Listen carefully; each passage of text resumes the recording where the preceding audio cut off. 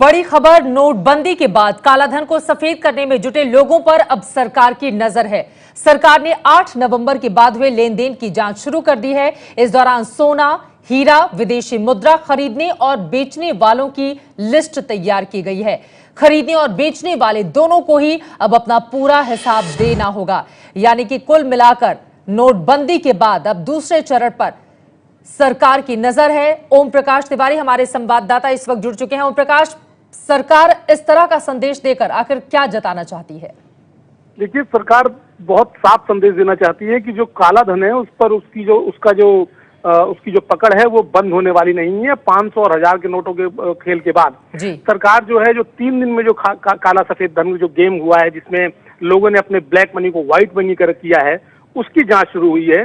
8 नवंबर की शाम से 10 नवंबर तक जिन लोगों ने बड़े पैमाने पर सोना, हीरे और विदेशी मुद्रा खरीदी है, उन लोगों की लिस्ट तैयार कर ली गई है।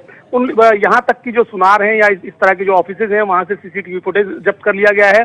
पहली बार खरीदारों का वेरिफिकेशन किया जा रहा है और खरीदार, लेनदार और देनदार दोनों को रकम का हिसाब देना होगा कि पैसा कहां से लाए थे और अब तक कहां था। सरकार पूरी तरह से क्लियर कट मैसेज दे रही है कि जो ब्लैक मनी है उस पर वो कोई भी कदम अपनी तरफ से उठाने में नहीं हिचकेगी। इसके अलावा हवाला मार्केट, डायमंड मर्चेंट, विदेशी मुद्रा को बदलने वाले लोग, सुनारों और यहाँ तक कि धार्मिक जो संस्थान है उनके भी जो खाते हैं वो सरकार तलब कर रही है। उन दस्तावेजों का आकलन जारी है।